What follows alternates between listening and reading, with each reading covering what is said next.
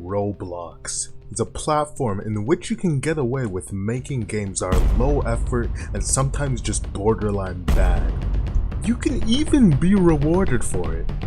But a game challenged this notion in 2015 and brought excellence to the platform, packaged as a generic RPG, and a game so legendary developers still try to replicate it to this day. Persevere, go forward on my own.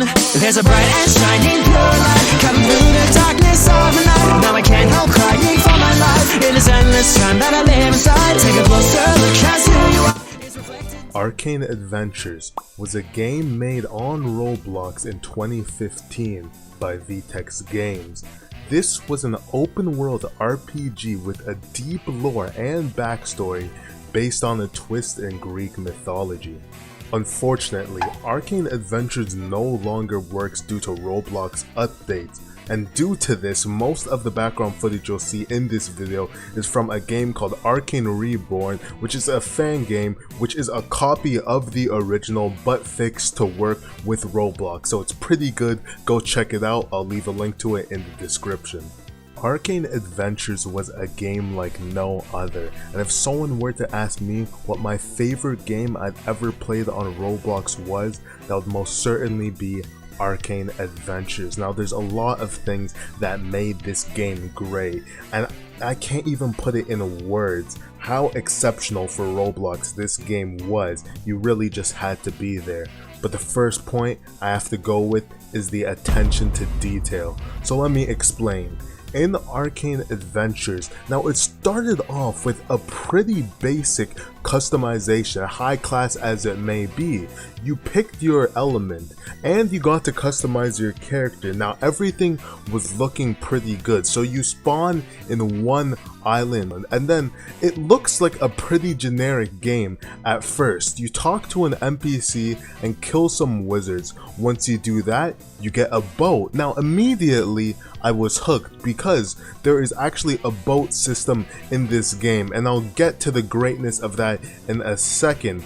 But because of the boat, this game provided one of the best maps I've ever seen in any game, and I'm not just talking about greatly built. I mean, this was an actual map that was extensive, that you could explore, that there were so many secrets in it, so many hidden details, chests that you could find for in-game money, hidden bosses, hidden NPCs, even sunken treasure. So every step of the way, no matter what you were doing, there was something interesting to be looking for this map. This map did not just feel like a map in a video game. You felt like you were part of the world, and that was something crazy, and I'd never experienced anything like that on Roblox. While on the topic of the world building, Arcane Adventures has some of the best lore I've ever seen for any game. Now, not only is the story in-game good, the backstory,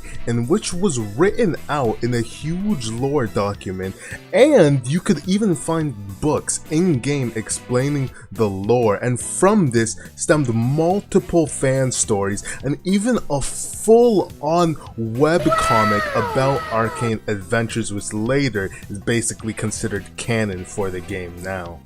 The gameplay was second to none as well. Now in most Roblox RPG games, you take the same type of quest or mission and it just gets really repetitive. You'll go up to some NPC and they'll say kill 10 bandits or something. You do that over and over again until you got max level. Now in Arcane Adventures there was nothing like that. You had an actual storyline with side missions that you could do. Now apart from adventuring, which even adventuring in itself was a good way to get XP, because you just got XP from fighting different NPCs, doing random boss events, and chest farming was a great way that people used to get XP, which required you to explore the world itself, which was really fun. And I think more systems like that need to be put in other games. Now, there are a lot of good games, but for a game to be great, it needs that attention to detail, and Arcane Adventures has it. So I'm just gonna list off a few things that are just small, minute things that really did not need to be added to the game, but because they were, it took it to another level. Now, the weather system. Every island has their own weather, but it actually had its own weather system and day and night system. So there might be stormy seas, giant tsunamis, the tornadoes, all types of catastrophes happening to you while you're out on the sea or in different islands, and that just made it so immersive.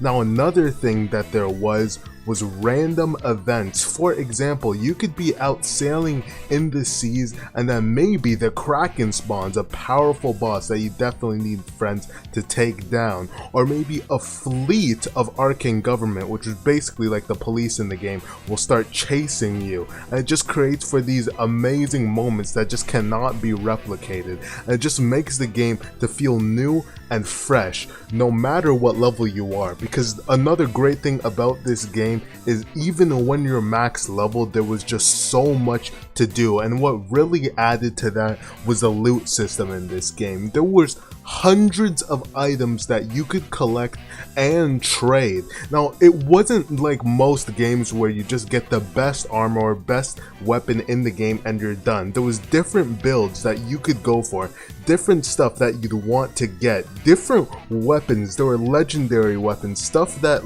like it just made the economy in the game feel like a real economy, that of which you'd see in really high and popular games such as World of Warcraft. Now, Arcane Adventures had excellent PvP, but one thing that made it stand above all other games was the naval combat, and for me, that was the best thing about the game.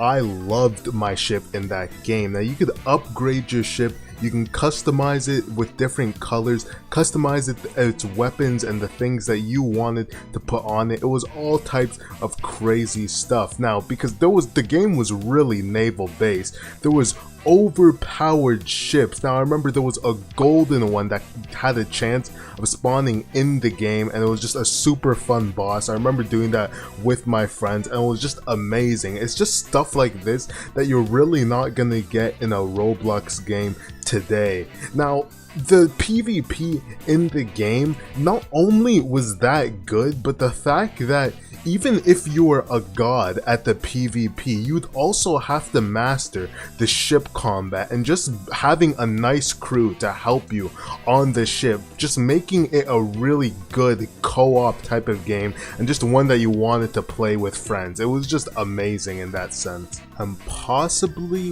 one of the best things about the game, and it also does come down to the attention to detail as well, but it is the progression of the game. It is feeling like you're doing something. It's feeling OP. Now, obviously, in the game, you start off with just a little rowboat. What are you gonna do with that? And then by the end of it, you're gonna have a massive galleon. You might even own a crew or some type of faction, so you might even have a fleet with tons of people on that. But it was just these little things that made you feel OP. You started off the game with nothing, you ended it with amazing armor and just overpowered magic abilities. Now, even with your own magic, you start off the game casting it with two hands in front of you, but once you get to a certain level, to signify that you've mastered the magic, you actually only cast it with one hand, and I think that's just attention to detail. That is just super crazy. You won't see that in any other game. Now, also when you were high level, when two high level players clash to signify their immaculate power, there would be a clash of their elements in which it would go to this cutscene with this really cool music in it, and that was just amazing. I remember the first time I saw that as a low level, I was just like, wow, this game is just amazing. There was another pretty cool system in which, as you got higher level, you're able to destroy the buildings and trees around you and create rubble, and I thought that just made you really feel like you were getting stronger in the game. And it's not like that was something they had to add. That was really just a really good concept that just makes the game feel better. It's just the little stuff like that that I really think that more developers need to put in their game in order for them to have this same feeling that Arcane Adventures did. And I think the cherry on top to this game's greatness has to be the music. Now overall, the audio in this game, like everything made sound, from your walking, from your abilities hitting, water, everything just to make it feel more lively had sound to it. But each individual island and area of the game, and even bosses, had their own theme song and music, some originally composed or some from something else. Now there is one song that is so iconic, and if you played Arcane Adventures, you already know the song I'm about to play right now, but just take a listen.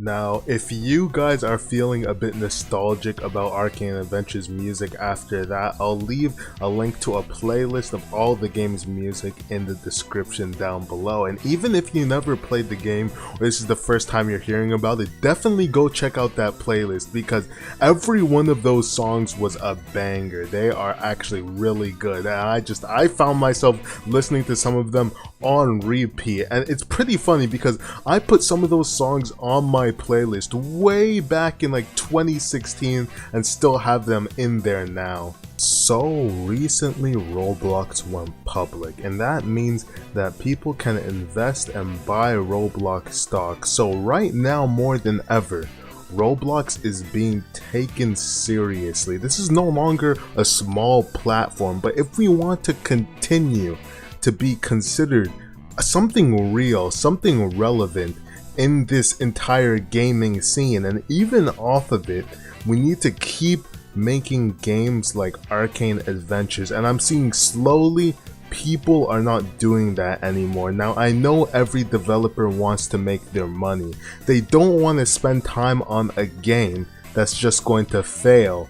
But I can promise you this: these low effort games that are just copies, that are not fun, that are just the same thing that we've already seen done over and over again, eventually people are going to stop playing those, and it's already starting to happen. And people are going to look back at the golden age of Roblox, to games like Arcane Adventures. And when that happens, you better hope that your game, whatever game you plan to make, is amongst the ones considered to be nothing but greatness.